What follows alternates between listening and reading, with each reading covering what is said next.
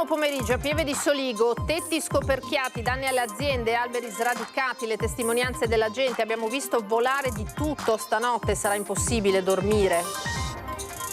Il sindaco di Pieve, Soldan, danni ingenti, dice ma per fortuna non ci sono feriti. In un minuto si è scatenato l'inferno, grandine a Cappella Maggiore e Cordignano. Maltempo, prima chiusa, poi riaperta la statale di Alemagna, a San Vito di Cadore, diramata dalla Protezione Civile l'allerta gialla in Veneto fino a mezzanotte. Almeno una decina i furti tentati o andati a segno ieri sera a Refrontolo, mentre in piazza andavano in scena i festeggiamenti per la santa patrona del paese. La tragedia di Riese Pio X, la procura ha aperto un fascicolo per omicidio stradale nei confronti del ventenne alla guida della macchina in cui ha trovato la morte l'amico 17enne Adam Sabir. In Duomo Oderzo invece i funerali di Kevin Angele, il 23enne morto cercando di sfuggire al controllo dei carabinieri a Motta di Livenza. Il parroco invita a non giudicare e si scaglia contro i leoni da tastiera. Elezioni regionali in serata, cena dei leader di centrodestra per decidere i nomi dei candidati alla presidenza. Meloni, Salvini, Tajani e Lupi sono chiamati a esprimersi sul dopo Zaia. Oro per l'Italia Under 20 agli europei di basket. David Torresani, colonna del Treviso, risponde via social agli insulti razzisti. Ci avete dato la carica, dice. Buonasera, ben trovati, eccoci in diretta con l'edizione di Treviso e allora subito a Pieve di Soligo da Daniela Sizia e Nicoletta Rizzetto, perché è stato un pomeriggio di paura nel quartier del Piave per la tromba d'aria che ha colpito in particolare Pieve, tetti scoperchiati, danni alle aziende, alberi volati a decine di metri di distanza. Adesso è tornato il sereno, vediamo dietro di te Daniela, ma davvero c'è stata grande paura. Buonasera Alina, buonasera ai telespettatori. Sì, effettivamente è stato davvero un pomeriggio di terrore qui a Pattean, una frazione di Pieve di Soligo. Io sono nella strada che è tuttora chiusa, non so se la Nicoletta riesce a farvelo vedere. Quelle sono le case, un po' un raggruppamento delle case che sono state maggiormente coinvolte dalla tromba d'aria, e quello che vedete invece alle mie spalle è la serra e vedete che è stata completamente scoperchiata. Lì le colture sono andate quasi tutte distrutte e alle mie spalle lo potete vedere la recinzione dalla forza del vento, ma non solo, dei detriti che sono volati. Guardate, si è completamente piegata e lì vicino c'è un pezzo di copertura di un'attività in amianto, ed è per questo che la strada è stata chiusa, proprio perché bisognerà capire come recuperare questo amianto che si è letteralmente sbriciolato ed è caduto un po' dappertutto in questo terreno. Lì c'è anche un cartello stradale che è stato completamente divelto. Una situazione difficilissima, i cittadini stanno ancora lavorando anche nella serra. Fra l'altro non so se la Nicoletta riesce a farvelo vedere, lì quell'albero che vedete a terra che è sradicato è volato dalle case e da quel raggruppamento di case, cioè circa 60 metri di volo, ed è arrivato fin qui. Come vedete stanno ancora lavorando anche nella serra per cercare di sistemare la situazione, e guardate, i detriti sono davvero dappertutto e i cittadini ci dicevano: noi adesso lavoriamo finché possiamo, cerchiamo di sistemare il sistemabile, i danni sono davvero ingentissimi, e dice domani sarà un altro giorno e poi vedremo cosa fare. Però insomma hanno parlato di una luce chiarissima e poi di un vento che si è alzato in pochissimo, un minuto, e c'è stato il finimondo. Sentiamo proprio le testimonianze dei cittadini.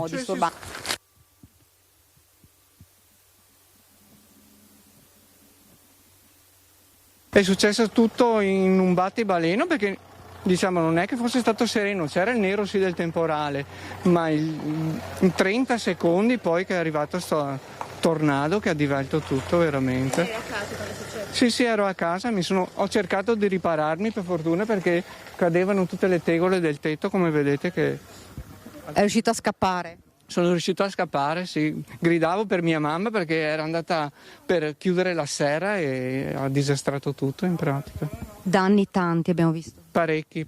Adesso speriamo bene che ci sia qualcuno. È venuto il sindaco, sono venuti quelli della protezione civile. Sto aspettando i pompieri perché mi mettano in sicurezza le tegole. Una tromba d'aria, sì, ma una cosa impressionante. ma veramente impressionante, c'è da far paura, non avevo mai visto una cosa del genere. Ha perfino sollevato questa botola di cemento. L'ha sollevata questa? Questa l'ha sollevata e l'ha portata di qua, che c'erano i fiori sopra, qua è tutto il materiale che ormai abbiamo ammucchiato. Anche di qua, guardate solo cosa è successo. Siete senza corrente ora? Siamo senza corrente perché un tetto di un altro signore ha divelto i fili elettrici e stanno cercando di riparare, insomma. Ecco. Quanti danni? I danni non so, sono ancora da quantificare. Ma cosa Ingenti comunque, non lo so, una piccola tromba d'aria, non so cosa sia. Ma gli è stata distrutta tutta la sua serra? Come scusi? Distrutta tutta la sua serra? No, parzialmente, questa qua è andata completa, però le altre sono rimaste in piedi. È stato tutto all'improvviso? Poi in giro di un minuto fatto e risolto il problema. Un minuto, non di più. E le cose dentro la serra sue? Era tutto in giro, questa qua era tutto fuori. Adesso è stato sistemato, ho messo a posto, ho raccolto un po' le immondizie e il resto dentro. Questa qua c'erano dei cetrioli e dei pomodori freschi, piccolini, e quelli sono andati tutti. Alberi che sono volati fino a qua? Sì, la trovo alla miele, trova per un centinaio di metri, trova ancora coperture dei signori così. Tanta paura. Tutti in un attimo, ti ha visto le cose, non so neanche a mi spiegarmi, mi veniva addosso sedie, di tutto e di più. I miei cani avevano paura, si sono rifugiati dietro. Poi un minuto poi venirsi dentro.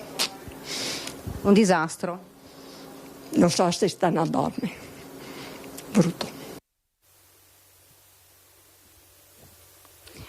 Avete sentito uno spavento terribile dei cittadini, guardate questa lamiera addirittura ha letteralmente abbracciato, si è accartocciata intorno all'albero. Questo sono il problema, diceva il sindaco, uno dei problemi più grossi perché si tratta di lamiere in Eternit che andranno rimosse. Fra l'altro il sindaco ci diceva fortunatamente che non c'era nessuno nello stadio di rugby che proprio lo vediamo alle mie spalle perché solitamente aperte ci sono i centri estivi, ci sono i bambini, dice fortunatamente non c'era nessuno, era chiuso perché altrimenti davvero, dice, io quando ho sentito che era quello che era successo, dice, ho subito pensato che lì insomma ci potevano essere dei piccoli, fortunatamente non c'era nessuno e questo, dice, è stata davvero una grande fortuna. Poi ovviamente il sindaco è rimasto qua, ha parlato con tutti i cittadini, si è reso conto insomma della situazione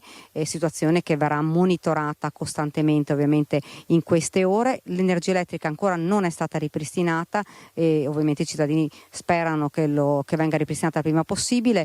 Noi abbiamo anche raccolto le parole del sindaco Soldán, sentiamo che cosa ci ha detto.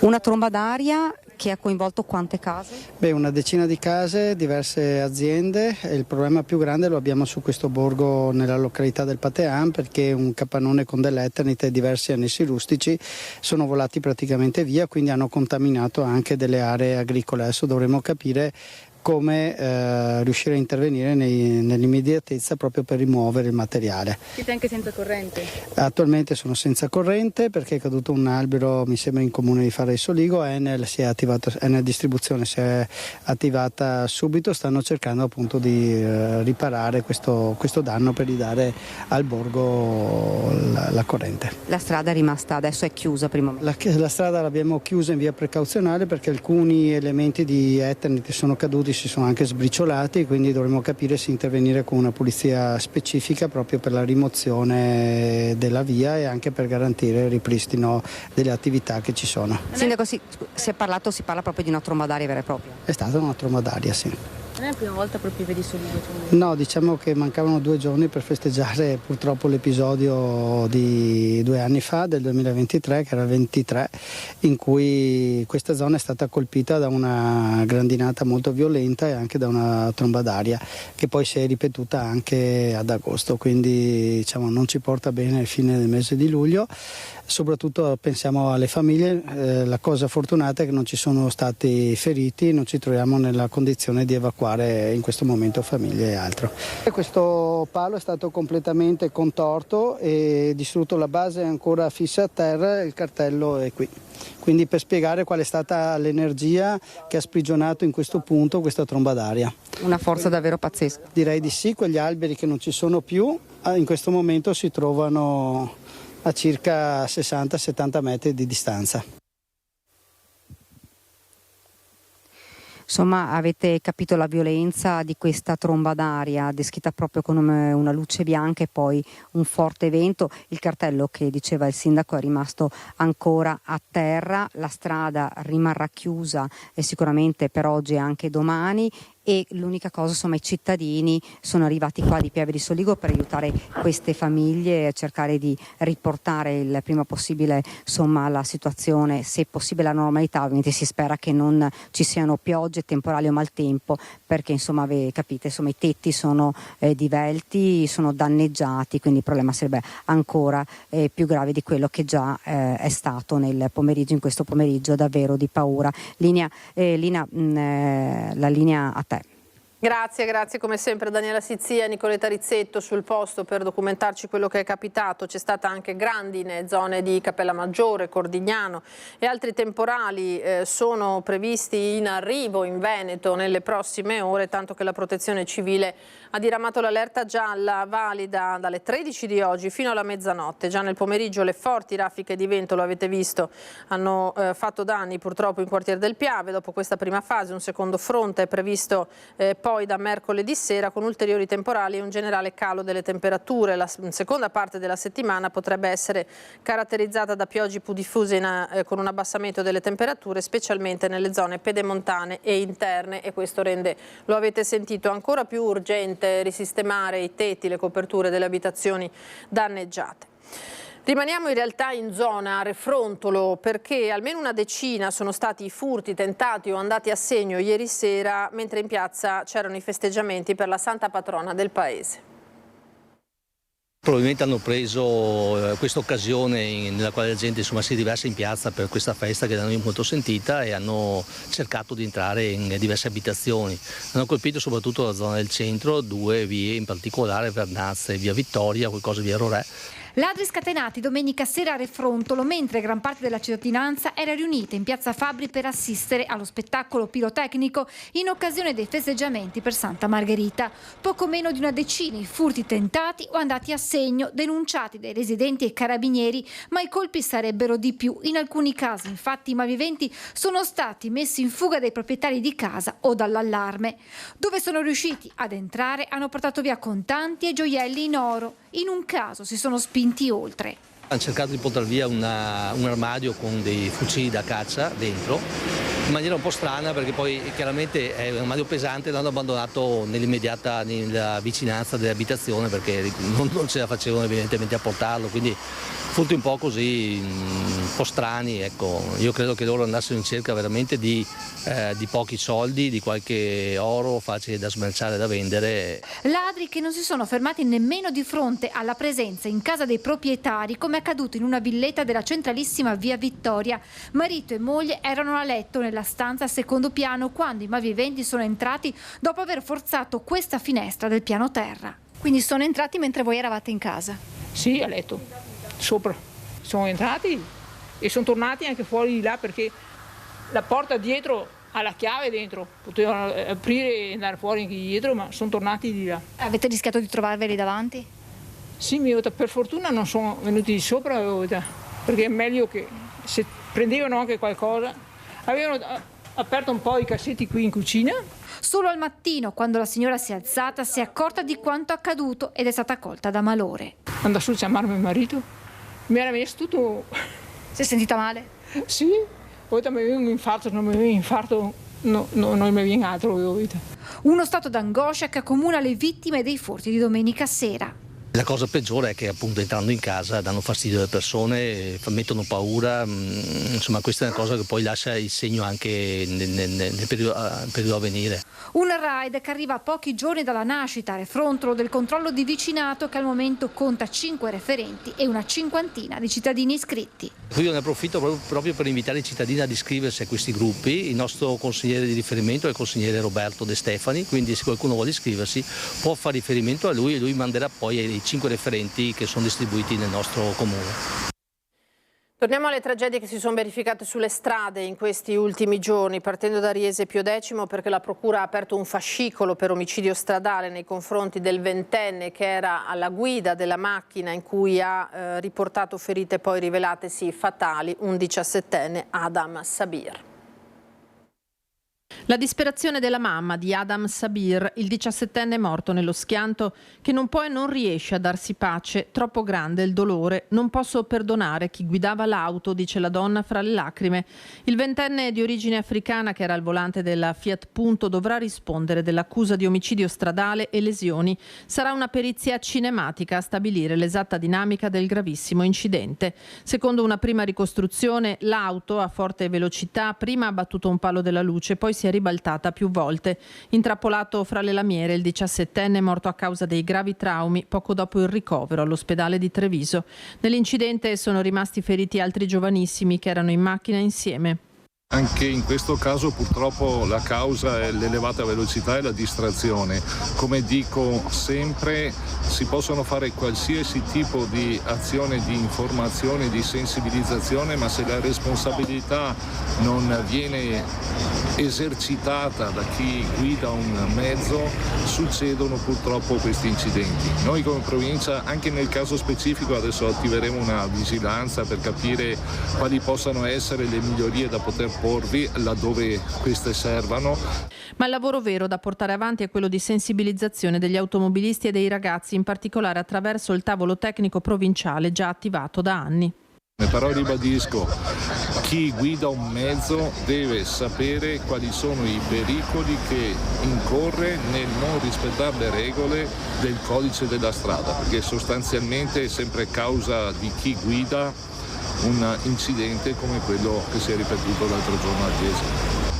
Non si è immortali, i giovani devono capire che non ti è concessa una seconda possibilità quando sbagli alla guida, quando corri troppo veloce, quando ti distrai per guardare il telefonino, è una frazione di secondo che può costare la vita a te o a chi è con te in quel momento. Ci vuole responsabilità, ragazzi. Oggi a Oderzo è stato il giorno dell'addio a Kevin Anghele, il ragazzo morto la settimana scorsa nell'incidente invece di Motta di Livenza, un ragazzo buono, cresciuto troppo in fretta, ha detto il parroco, che ha usato parole durissime nei confronti dei leoni da tastiera che in questi giorni hanno attaccato il giovane sui social. Purtroppo anche di Kevin abbiamo visto sui social tanti giudizi superficiali e cattivi.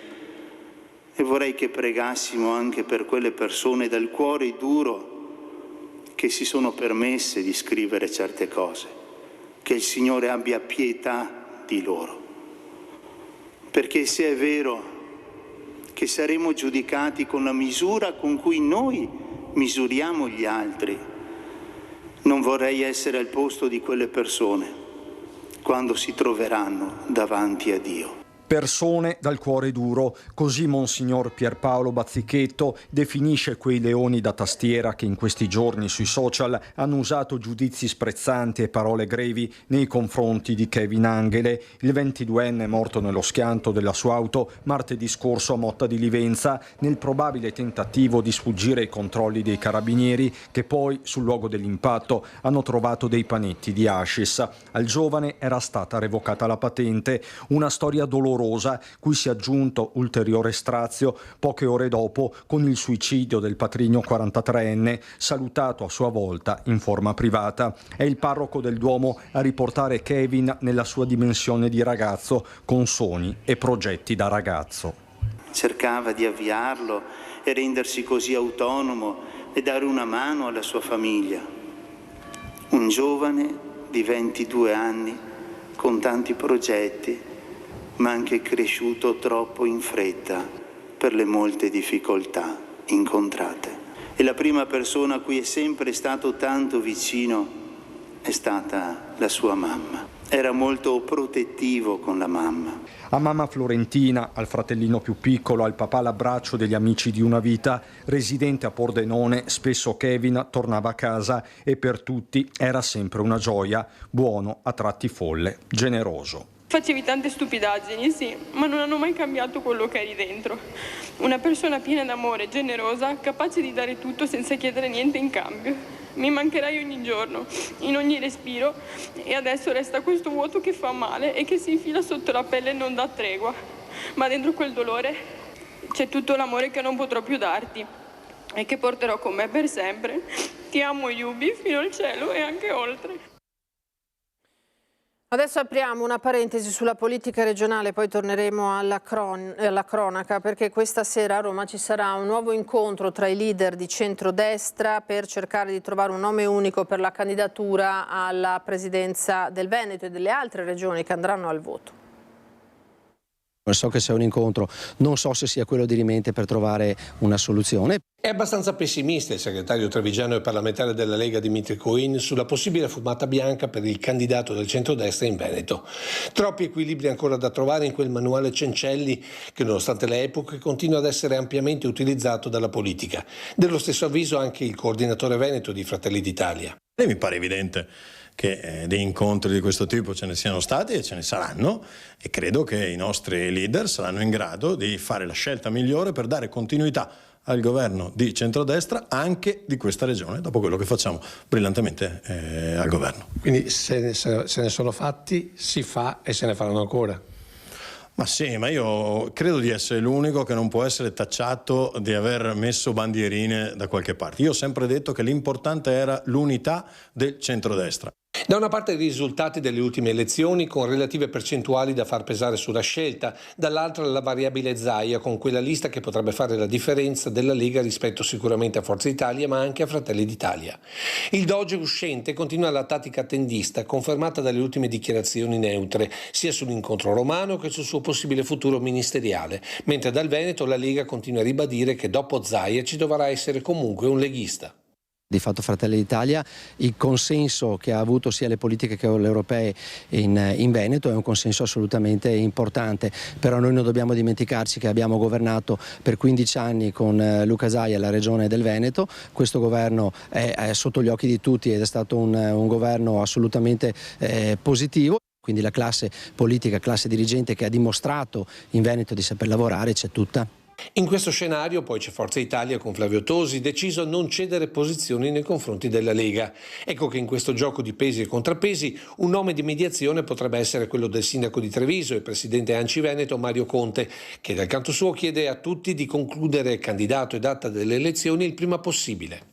Importante fare sintesi, decidere chi sarà il candidato del centrodestra e poi cominciare a parlare di temi e di visione di territorio e dei veneti, perché parlando con la gente per le strade, nelle piazze, nei mercati, cominciano a non sopportare più questo tira e molla e ci chiedono di essere responsabili e di cominciare concretamente a parlare di visione e di quelli che sono i temi che preoccupano o che incuriosiscono gli elettori.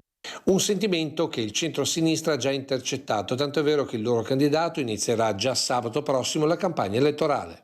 A Treviso inizieremo ufficialmente la sua campagna elettorale con una manifestazione pubblica che si terrà al Parco degli Alberi Parlanti sabato mattina alle ore 10, in cui sarà presente Manindo e con lui tutte le forze, le personalità che l'hanno sostenuto. Ci fermiamo adesso per qualche istante di pubblicità, tra poco.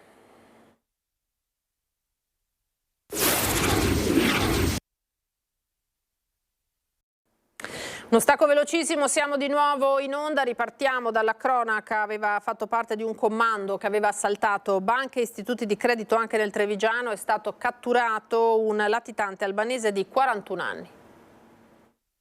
Stava trascorrendo tranquillamente le vacanze a Cervia, mare, sole e relax, ma Mariglen Beccai, 41 anni, albanese, latitante da tempo e ricercato a livello nazionale, non pensava di essere catturato. Invece le ferie per lui si sono interrotte bruscamente e si sono aperte le porte del carcere di Ravenna. Nel mirino del malvivente, che agiva con un complice, erano finite nel 2024 banche e istituti di credito in diverse località del nord Italia, comprese Vittorio Veneto e Meduna di Livenza. I due agivano armati di taglierino e fucili. Il balcanico era destinatario di 2 ordinanze di custodia cautelare emesse dal GIP del Tribunale di Bolzano e del Tribunale di Treviso. Il 20 marzo 2024 a Vittorio Veneto i due erano riusciti ad accedere nella filiale BPM. Avevano minacciato un 80enne con un taglierino. Il temporizzatore della cassaforte aveva impedito l'apertura e il colpo era fallito. Pochi giorni dopo, il 25 marzo, a Meduna di Livenza, avevano tentato un assalto alla filiale di Crédit Agricole. Anche qui i rapinatori avevano puntato un taglierino alla gola di un cliente di 82 anni ed un fucile contro i dipendenti, senza però riuscire ad aprire la cassaforte. Il 41enne è stato scovato dalla polizia grazie ad un servizio straordinario di controllo del territorio. Il 6 giugno del 2024 era finito in carcere invece il presunto complice Dritan Toraji. I militari dell'Arma lo avevano intercettato e fermato a Caorle. Lutto nel mondo accademico. All'età di 81 anni si è spento l'ex rettore di Ca' Foscari ed ex assessore Pierfrancesco Ghetti, ecologo, idrobiologo, ha insegnato nell'Università di Parma, l'Aquila, dal 91 a Ca' Foscari di Venezia, dove è stato professore ordinario di ecologia, docente di ecologia, ecologia applicata, valutazione di impatto ambientale, analisi dei sistemi ecologici, ecologia delle acque interne. Molti messaggi in suo ricordo, tra cui quello del sindaco di San Polo di Piave, Nicola Fantuzzi, nel Trevigiano, che esprime a nome della comunità il cordoglio per la morte di Ghetti, già vincitore e poi presidente del prestigioso premio letterario Gambrinus Mazzotti, che ha sede proprio a San Polo. La cerimonia funebre giovedì alle 10 nella parrocchia di Pacengo, frazione di Lazzise. Prossimamente Ca' Foscari ricorderà il professor Ghetti con una cerimonia di commemorazione. L'ANCI, l'Associazione dei Comuni, si dice favorevole a una proroga di 18 mesi per completare gli interventi finanziati con il PNRR e non conclusi entro il 31 agosto del 2026, scadenza fissata attualmente. La proposta della proroga è stata avanzata nei giorni scorsi dai costruttori regionali e trova il sostegno del presidente veneto di ANCI Mario Conte. I dati ci dicono, afferma, che gli enti locali sono i migliori tra i soggetti pubblici nell'attuazione dei progetti PNRR, con l'89% dei progetti in fase attuativa o esecutiva. I comuni italiani si confermano particolarmente performanti, col nord-est e il Veneto ancora una volta leader in questa partita. Proprio per questo raccogliamo positivamente e sosteniamo la proposta di ANCE Veneto, una proroga di 18 mesi per i progetti non conclusi al 31 agosto 2026 significherebbe per i comuni veneti poter fare ancora di più e sfruttare il 100%, dice Conte, di questi fondi. Real Life, 2 spazi di co-housing per giovani con disabilità intellettiva, progetti nati proprio da fondi PNRR per permettere alle persone adulte con disabilità di inserirsi nelle dinamiche del mondo lavorativo e abitativo. Ho pensato, forse è meglio se facciamo una casa unica, uniamo una casa a quella dei miei genitori. Giacomo è uno tra i 24 ragazzi e ragazze con disabilità intellettiva che vivono in spazi dedicati al co-housing. Dal 3 giugno vive con altre persone nella proprietà che un tempo era della sua famiglia e che ora è dedicata a uno spazio sociale.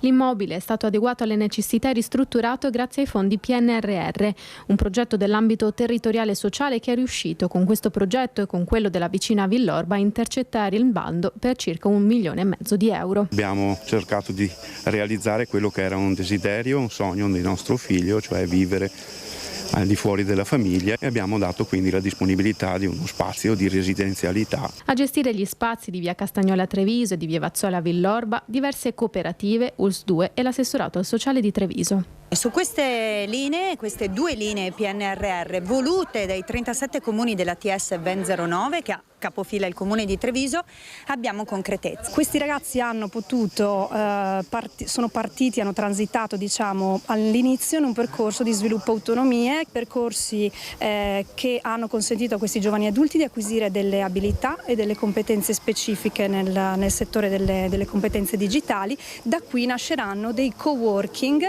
e quindi delle esperienze sia di smart working ma anche proprio di utilizzo della tecnologia a servizio del territorio. Dare opportunità di vita e qualità di vita alle persone con disabilità, considerandole dei cittadini, dando loro degli strumenti in modo tale che possano vivere una vita esattamente uguale a tutte le altre persone. Cerchiamo nuovi coinquilini, preferibilmente femmine, grazie.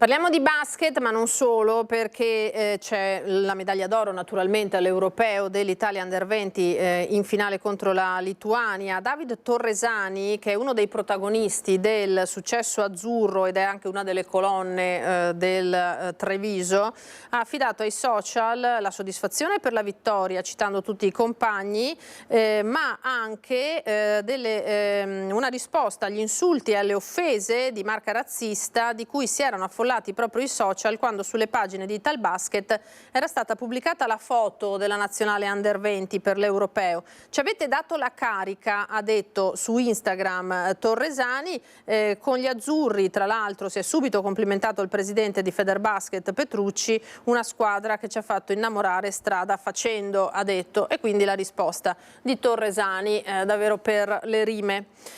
E stanno regalando emozioni al Veneto e all'Italia intera anche i nuotatori che hanno partecipato ai mondiali di nuoto a Singapore, a Macerata sul Piave, gioia grande per Barbara Pozzobon, fresco argento nella staffetta 4x1500 metri mista insieme a Ginevra Taddeucci, Marcello Guidi e Gregorio Paltrinieri. L'ultima gara nelle acque della Baia di Sentosa ha regalato infatti il secondo posto al quartetto azzurro, che ha ceduto solo allo strapotere della Germania. Orgoglio naturalmente per il podio e per Barbara Pozzobon, specializzata, lo sappiamo, nel nuoto di fondo, è stata ribattezzata la Caimana del Piave, atleta della Natatorium Treviso, tesserata per le Fiamme Oro. Davvero una grande soddisfazione e grandi complimenti a questi due giovani atleti di casa nostra. A 55 anni invece Paolo Graziani, imprenditore di Roncade, lascia per un anno la guida della sua azienda per diventare un Ironman, cioè un atleta che partecipa a una gara durissima di corsa, nuoto e ciclismo, esperienza in cui lo aiuterà anche il suo spirito alpino. Gli alpini, guarda, mi hanno dato questa formazione, diciamo, spirituale di stare sul pezzo, di stare sull'allenamento specifico, su avere il coraggio e la determinazione di affrontare certe sfide. Quella sportiva, in primis proprio questa particolare, è molto impegnativa, quindi se non avessi avuto quelle basi lì di concretezza, di solidità, diciamo sprezzo del pericolo, anche se è un aggettivo che non si usa molto adesso, però se non avessi avuto quelle basi là non credo che sarei arrivato a fare questa scelta qui. Da alpino ad Ironman, uomo d'acciaio. A 55 anni Paolo Graziani si è preso un anno sabbatico dalla sua società di intermediazione nella contrattazione dei vini per allenarsi ad affrontare una competizione durissima, quella degli Ironman appunto, caratterizzata dall'insieme di 3 discipline, nuoto, ciclismo e corsa. Il mezzo Ironman, che sono misure di 1,9 km a nuoto, 90 di bici e una mezza maratona finale, quindi 21 km e 3 classici. Queste misure raddoppiano quando ci sarà la preparazione pronta per l'Iron. L'appuntamento è in Australia nell'ottobre 2026, categoria Master M4, un mezzo Ironman per passare poi con l'intensificazione degli allenamenti all'Ironman vero e proprio, dove i percorsi raddoppiano, quasi 4 km di nuoto, 180 in bicicletta, 42,195 di corsa, cioè la distanza della maratona. Questo è uno sport individuale dove devi misurarti con le tue capacità, con le tue potenzialità, col tuo sudore che sgronda dalla fronte e andare oltre trovare la tua resistenza personale, insomma, per andare oltre e arrivare al traguardo. Quello è il momento più epico, proprio quando tagli il traguardo e finalmente respiri. Nel frattempo l'azienda di Graziani si era affidata al figlio e ai collaboratori. Per Paolo invece realizzare questo sogno sportivo significa iniziare una lunga marcia di preparazione in vista di una sfida che affronterà da alpino nella lontana Australia. Gli alpini di tutto questo saranno presenti ovviamente nei nostri simboli, nella mia attrezzatura tecnica con il simbolo dell'Associazione Nazionale Alpini, ma li porterò nel cuore, veramente. Ora noi andiamo alle notizie dal Bellunese. E dobbiamo ripartire dalla cronaca e dall'addio a un'altra giovanissima vita spezzata, quella di Gaia De Gaulle, la quindicenne morta sul Piave, schiacciata da un masso. Nessuno è voluto mancare alle NTI. C'erano proprio tutti per l'ultimo saluto a Gaia De Gaulle, la quindicenne drammaticamente travolta da un masso a Cesana. Chiesa affollata e affollato il sagrato. Tantissimi giovani e giovanissimi. Tantissime lacrime impossibili da trattenere nonostante un clima mite, tanti malori tra chi non ha retto al dolore del ricordo. Tu eri sempre lì, con il tuo sorriso, il tuo modo unico di essere presente, dolce e sincera. Te ne sei andata troppo presto e solo ora ci rendiamo conto di quanto fosse realmente importante per noi. Gaia, sei stata una parte speciale della nostra crescita. Ci manchi tanto, ma rimarrà per sempre nel nostro cuore. Come una luce, come un ricordo bellissimo, come una vita che non smetteremo mai di amare. Non sarà sicuramente facile accettare ciò che è successo, ma di lei rimarranno per sempre un ricordo fantastico, tutti i momenti che abbiamo trascorso assieme. Infine, una frase che mi porterò per sempre nel cuore, che ci si diceva ogni giorno, da sempre per sempre, che rappresentava perfettamente la nostra amicizia. Sulla bara 2 peluche, uno dei 2 per ricordare la sua grande passione per i cavalli, perché Gaia amava lo sport e per lei c'erano tutte le compagne della ginnastica artistica. Il Piave, lei è stato fatale, difficile capire, ancora di più accettarlo. E c'è stato un impegnativo recupero da parte degli uomini del soccorso alpino sulla tofana di Rozes. Non ci sono stati feriti, ma il maltempo non ha aiutato ed è stato davvero un intervento complesso. Dopo una notte di manovre impegnative a 2800 metri di quota sulla parete della tofana di Rozes, si è concluso solo questa mattina il recupero di 3 alpinisti rimasti bloccati ieri a 8-9 tiri dalla fine della via Costantini e Pollonio. Un intervento assai complesso che ha meritato i complimenti del presidente della regione Luca Zaia. I 3 scalatori milanesi di 29, 40 e 56 anni si trovavano all'altezza del 15° tiro quando il primo di cordata era volato senza per fortuna farsi male.